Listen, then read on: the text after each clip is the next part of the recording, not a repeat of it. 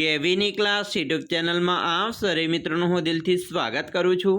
આજે વિદ્યાર્થી મિત્રો વાત કરવાના છીએ ધોરણ 8માં આપણી પ્રશ્ન બેંક આધારિત એકમ કસોટી સામાજિક વિજ્ઞાનની જે તારીખ 31/8/2024 અંતર્ગત જે લેવામાં આવનાર છે તેના પેપરનું આપણે સંપૂર્ણ સોલ્યુશન આજે આ વિડીયોમાં કરવાના છીએ। તો ચાલો વિદ્યાર્થી મિત્રો વિડીયોની શરૂઆત કરીએ। તેના પહેલાં તમે ખાસ કરીને ચેનલમાં નવા આવેલા હોય तो विद्यार्थी मित्रों चैनल ने अवश्य सब्सक्राइब करी वीडियो ने लाइक और शेर करवानुं पण न भूलता। तो विद्यार्थी मित्रों धोरण 8 में सामाजिक विज्ञान की जे प्रश्न बैंक आधारित एकम कसोटी लेवामां आवनार छे तेमां मित्रों प्रकरण नंबर 1, 2, 9 और 15 में पूछवानुं छे। सौप्रथम प्रश्न 1 छे, नीचे आपेला प्रश्नों विकल्पमांथी योग्य विकल्प पसंद करी उत्तर आपवाना छे। जेमां 15 पहलो प्रश्न है कि 15મી सदी में यूरोप में आवेला सामाजिक और धार्मिक परिवर्तनों क्या नामे ओळखाय छे। तो अहींया आपणो जवाब आवशे सी, नवजागृति। बीजू, प्राचीन और मध्यकालीन भारत में कई चीजवस्तुओनी यूरोपना देशों में निकास थती। तो अहींया मित्रों जवाब आवशे डी, उपरोक्त तमाम एटले के सूत्रा कापड़, रेशमी कापड़, मरी मसाला, तेजाना, गળી અને સુરોખાર। 3, अंग्रेजों द्वारा निकास करवा माटे मालसामान ज्यां राखवामां आवतो हतो तेने शुं कहेवामां आवतुं? तो मित्रों तेने किलो कहेवाय छे। 4, भारत आववा माटेनो जलमार्ग सर्वप्रथम कोणे शोध्यो हतो? तो जवाब आवशे बी, वास्को द गामाए।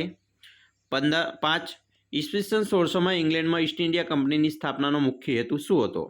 तो आपणो जवाब आवशे ए, पूर्वना राष्ट्रों साथे व्यापार अने तेमां एकाधिकार स्थापવાનો હતો। 6, समग्र बंगाळ क्या युद्ध पछी अंग्रेजोना अधिकारमां आवी गयुं?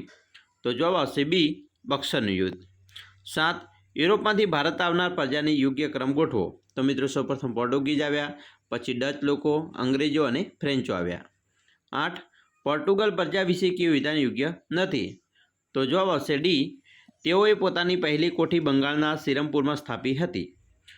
9, पोर्टुगीजोए भारतमां मेळवेल वेपारी संस्थाओनो समयकाळ मुजब क्रमिक रीते गोठवो।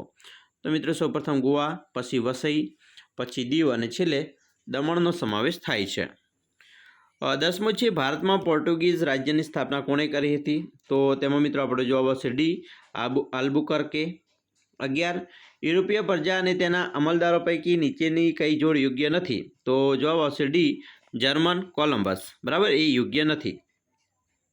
12, नीचे पैकी क्या गवर्नर जनरल अंग्रेज नथी? तो जवाब आवशे बी, अल्फ्रांसो डी आल्बुकर्क। 13, भारत में फ्रेंच ईस्ट इंडिया कंपनी मुख्य मथक क्युं हतुं? तो जवाब आवशे बी, मछलीपट्टनम। 14, 3 प्रांतो मळी जे कोलकाता तरीके ओळखाय तेमां नीचे पैकी क्या प्रदेशनो समावेश थतो नथी? तो जवाब आवशे बी, मगध। 15, चतुर्थ मैसूर विग्रहना परिणामों? तो जवाब आवशे डी, अंग्रेजोए पोताना साम्राज्यने दृढ़ बनाव्युं। 16, अंग्रेजोने बंगाळ, बिहार और ओडिशानी दीवानी अधिकारों क्या युद्धथी प्राप्त थया? तो जवाब आवशे बी, बक्सरनुं युद्ध। 17, कर्नाटक विग्रहो कई बे यूरोपीय प्रजाओं वच्चे थयेला? तो जवाब आवशे ए, अंग्रेजों अने फ्रेंचो वच्चे। 18, भारत में न्यायतंत्र की शुरुआत क्या गवर्नर जनरले करी हती? तो जवाब आवशे सी, वॉरेन हेस्टिंग। 19, अंग्रेज मैसूरना क्या शासकनी वधती जती ताकत कोई चिंतित बन्या हता? तो जवाब आवशे ए, हैदर अली। 20, अंग्रेजोनो वीरताथी सामनो करी वीरगति पामनार शासक नीचेना पैकी कोण हतो? तो आपणो जवाब आवशे सी, टीपू सुल्तान। 21, प्लासीना युद्ध संदर्भे नीचेना पैकी क्यू विधान योग्य है? तो जवाब आवशे सी, प्लासीना युद्ध पछी अंग्रेजोए मीर जाफरने बंगाळनो नवाब बनाव्यो हतो। 22, बक्सरना युद्ध संदर्भे नीचेना पैकी क्यू विधान अयोग्य है? तो जवाब आवशे सी, बक्सरना युद्ध पछी अंग्रेजोने भारत में 24 परगणानी जागीर मळी। 23, पेशवानुं मुख्य मथक क्या शहर में हतुं? तो जवाब आवशे बी, पुणे। 24, अंग्रेजों और मराठाओं वच्चे कई संधि थई हती? तो जवाब आवशे बी, सालबाईनी संधि। 25, यूरोपथी भारत आववा माटे क्या बे महासागरोमांथी पसार थवुं पड़े? तो जवाब आवशे सी, एटलांटिक अने हिंद महासागर। तो आ विद्यार्थी मित्रों आपणे वात करी तमारा विकल्पोनी। हवे प्रश्न 2 नी वात करीशुं, मने ओळखो। जेमां सौप्रथम प्रश्न 1 छे कि अमे द्वारका अने ओखामंडल विस्तार में अंग्रेजोनो जबरदस्त प्रतिकार कर्यो हतो? तो जवाब आवशे जोधा माणेक अने मुळु माणेके कर्यो हतो। बीजू, मैं भारत में सहकारी योजना लागू करी हती? तो ते हता वेलेस्ली। 3, मैं भारत में खालसा नीति लागू करी हती? तो जवाब आवशे ડેલહાઉસીએ કરી હતી. 4. મહીસાગર જિલ્લાના પાંડરવાડા વિસ્તારમાં અમે અંગ્રેજોની લડત આપી હતી. તો આપણો જવાબ આવશે આદિવાસીઓએ લડત આપી હતી. 5. મારો ઉપયોગ કરવા ચરબીવાળા કારતૂસ વાપરવામાં આવતા. તો એનફિલ્ડ રાઇફલ. 6. હું એનફિલ્ડ રાઇફલ પહેલાં ઉપયોગમાં લેવાતી રાઇફલ હતી. તો બ્રાઉન બેસ રાઇફલ. 7. ચરબીવાળા કારતૂસ વાપરવાનો સૌપ્રથમ ઇનકાર કરનાર મારી છાવણીના સૈનિકો હતા. તો જવાબ આવશે બરાકપુર. 7. મિત્રો આપણે વાત કરી. હવે 8મો પ્રશ્ન છે. મેં મંગલ પાંડેની ધરપકડ કરવાનો આદેશ આપ્યો હતો. તો મેજર હ્યુસને. 9. હું 1857ના સ્વાતંત્ર્ય સંગ્રામનો પ્રથમ શહીદ છું. જવાબ આવશે મંગલ પાંડે. 10. 1857ના સ્વાતંત્ર્ય સંગ્રામની શરૂઆત મારા વિસ્તારથી થઈ હતી. તો જવાબ આવશે મેરઠ. 11.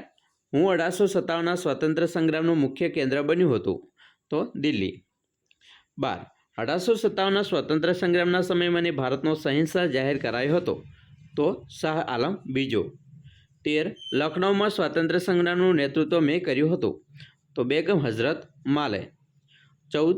કાલપી અને ગ્વાલિયરમાં મેં અંગ્રેજોને ટક્કર આપી હતી. તો લક્ષ્મીબાઈએ. 15. 1857ના સ્વાતંત્ર્ય સંગ્રામમાં લડનાર હું બિહારનો જાગીરદાર છું. તો કુંવરસિંહ. 16. 1857ના સ્વાતંત્ર્ય સંગ્રામમાં અમે અંગ્રેજોના પક્ષે લડ્યા હતા. તો હૈદરાબાદ, કાશ્મીર, પટિયાલા, ઇન્દોર, વડોદરા અને ભોપાલ જે અંગ્રેજોના પક્ષે લડેલા. 17. કાનપુરમાં સ્વાતંત્ર્ય સંગ્રામનું નેતૃત્વ મેં કર્યું હતું. તો નાના સાહેબે કર્યું. 18. હું નાના સાહેબ પેશવાનો પ્રધાન છું. તો તાત્યા ટોપે. 18. 19.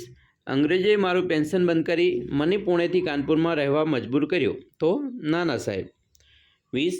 1857ના સ્વાતંત્ર્ય સંગ્રામમાં ગુજરાતનું નેતૃત્વ મેં કર્યું હતું. તો જવાબ આવશે 20. ગડબડદાસ. હવે આપણે પ્રશ્ન 3 માગ્યા મુજબ જવાબ આપવાના છે તેની વાત કરીએ. તો અહીંયા મિત્રો એ છે તફાવત આપવાનો છે નવીનીકરણીય સંસાધન અને બિન નવીનીકરણીય સંસાધનો વિશે. બરાબર, તો આ તૈયાર કરવાનો છે તમારે. બીજું વર્ગીકરણ કરવાનું છે જેમાં સર્વસુલભ સંસાધન અને વિરલ સંસાધન. સર્વસુલભ સંસાધનમાં ઓક્સિજન અને નાઇટ્રોજનનો સમાવેશ થાય, જ્યારે વિરલ સંસાધનમાં ખનિજ તેલ અને યુરેનિયમનો સમાવેશ થાય. એના પછી વિધાન ખરું ખોટું છે તે જણાવવાનું છે કે પૃથ્વી સપાટીના કુલ ક્ષેત્રફળના લગભગ 29% ભાગ ભૂમિ દ્વારા રોકાયેલ છે. તો આ વિધાન સાચું છે. પછી બી છે તફાવત આપવાનો છે કુદરતી સંસાધનો અને માનવસર્જિત સંસાધનો, એ પણ તૈયાર કરવાનો છે. પછી વર્ગીકરણ કરવાનું છે સામાન્ય સુલભ સંસાધન અને વિરલ સંસાધન. તો સામાન્ય સુલભ સંસાધનમાં જળ, ગોચર અને ભૂમિનો સમાવેશ થાય, જ્યારે વિરલ સંસાધનમાં કુદરતી વાયુ, કોલસોનો સમાવેશ થાય. એના પછી ત્રીજું છે ખાલગ્યા પૂરો પોતાની જાતે ઉગનારી વનસ્પતિને ખાલગ્યા વનસ્પતિ કહે છે. તો જવાબ આવશે આપણો કુદરતી વનસ્પતિ. સી તફાવત આપવાનો છે સર્વસુલભ સંસાધન અને એકલ સંસાધન વિશે. એના પછી વર્ગીકરણ છે નવીનીકરણીય સંસાધનો જેમાં પ્રાણીઓ અને પવનનો સમાવેશ થાય, જ્યારે બિન નવીનીકરણીય સંસાધનોમાં ખનિજ, કોલસો, કુદરતી વાયુનો સમાવેશ થાય. એના પછી મિત્રો વિધાન ખરું છે કે ખોટું તે જણાવો. ભૂતાપીય ઉર્જા એટલે કે ક્ષયશીલ સંસાધન છે. આનો જવાબ કોમેન્ટ બોક્સમાં મિત્રો આપજો. પછી ડી છે તફાવત આપવાનો છે સામાન્ય સુલભ સંસાધન અને વિરલ સંસાધનનો. પછી વર્ગીકરણ છે જેમાં અક્ષયશીલ સંસાધન, બરાબર, તો એમાં અણુ ઉર્જા, અશ્મિભૂત બળતણનો સમાવેશ થાય, જ્યારે અક્ષયશીલ સંસાધનમાં જૈવ ઇંધણ અને સૌર ઉર્જાનો સમાવેશ થાય. એના પછી ખાલગ્યા પૂર્ણ કરવાની છે. પૃથ્વી સપાટીના કુલ ક્ષેત્રફળના લગભગ 11% ભાગ પાણી દ્વારા રોકાયેલો છે. તો મિત્રો 71% ભાગ છે પાણી દ્વારા રોકાયેલો છે. ઈ તફાવત આપવાનો છે સામાન્ય સુલભ સંસાધન અને એકલ સંસાધનનો. એના પછી વર્ગીકરણ કરવાનું છે કુદરતી સંસાધનો જેમાં ખનિજો અને જંગલોનો સમાવેશ થાય, જ્યારે માનવ નિર્મિત સંસાધનમાં બોગદા અને વિદ્યુતનો સમાવેશ થાય. પછી વિધાન ખરું છે કે ખોટું તે જણાવો. જેમાં વધુ પડતી સિંચાતી જમીનની ઉત્પાદન શક્તિ વધે છે. તો આ વિધાન સાચું છે. હવે મિત્રો પ્રશ્ન 4 છે જેમાં ટૂંક નોટ લખવાની છે. આ મિત્રો ખાસ પૂછાયો પ્રશ્ન છે એટલે તૈયાર કરી લેજો.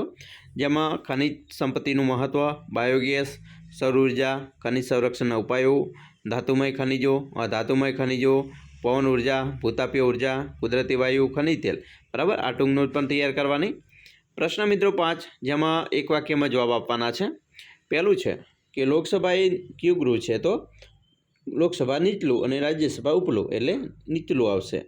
બીજું, સંસદ સભ્યને અન્ય કયા નામે ઓળખાય? તો MP, બરાબર. સંસદ સભ્ય હોય એને MP નામે ઓળખાય.